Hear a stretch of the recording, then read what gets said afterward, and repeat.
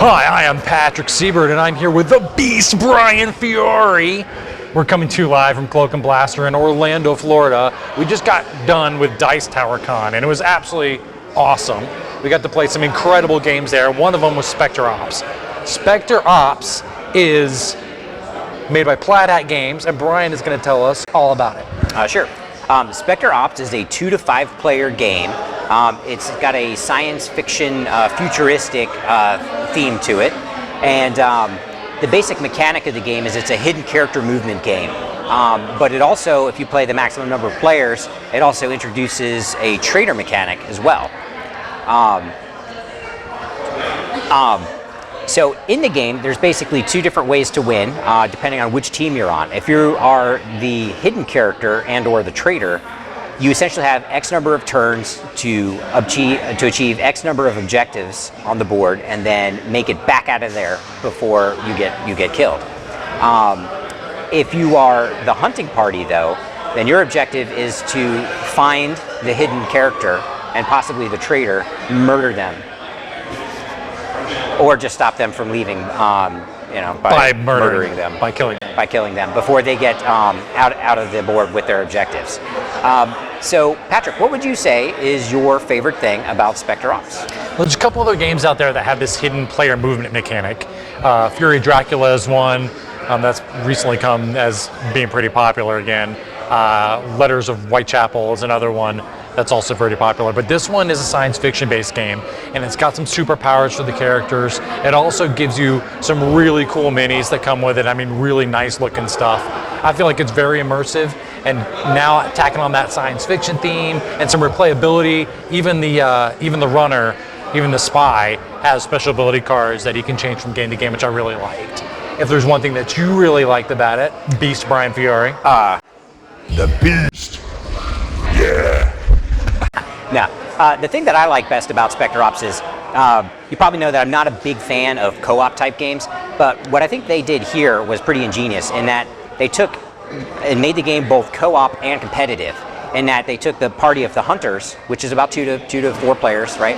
And they made them all work together just like a co-op, but they still allowed for that little bit of competitiveness for the character who's the hidden one, and then if they can also spice it up with the traitor, if you know. So I think it's a good marrying of both a co-op and a competitive game, which I thought was a pretty unique way, pretty novel way to do that. So that's the thing that I like best. Patrick, what would you say is the thing that you like least though about Spector Ops? The traitor mechanic. I feel like it's a bridge for that 5th player. Like, hey, this is a way we can have a 5th player and not make it lopsided. I was the traitor, so I had first-hand experience in one of the games, and there's not a lot you can do to screw the other guys up right off the bat. I mean, there's not a lot you can do at all. So the best thing you can do is turncoat right away. And if you do that, I feel like the hunters are at a huge disadvantage, because you've got guys that can move pretty fast, trying to tackle these objectives pretty quickly. And I feel like it's a disadvantage for the hunters. It might be a little lopsided. So there's one thing I didn't like, it would be the 5th player version. And there's one thing you didn't like. The thing that I didn't like about Spector Ops, I would have to say, some of the characters in the game had much cooler powers than some of the other characters. For instance, I Played the Beast, right? And he had this really cool ability where if I moved a little bit slower, I could then sniff.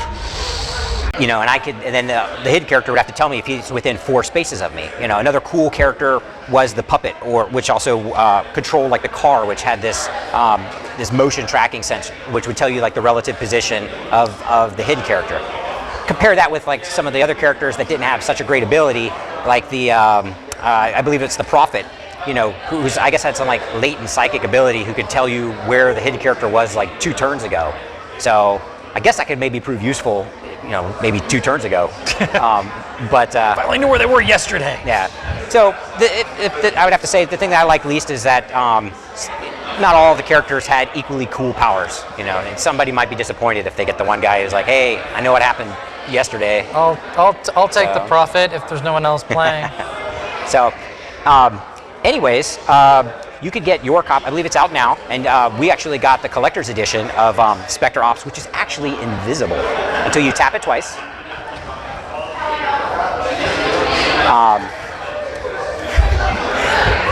I'm Patrick Siebert. This is Brian Fiore. We just got played. Thank you very, very much for watching. So, as a game designer, one of the things that we have to be aware of is people with disabilities, such as people with colorblind. You can't use red or green and some blues, and you got to put like symbols on stuff to take care of that. One thing I'm not sure if they considered when they were making this game was the appeal to actually blind gamers. Yeah, I would think a blind gamer might have a huge advantage finding a hidden and invisible opponent. Genius move, catering specifically, turning a disability into an advantage. I have a question. Yeah. You being the beast, Yeah. and smelling like you do normally, how do you smell other the creatures around you? I'm just kidding. Brandon smells fantastic. What kind of production is this?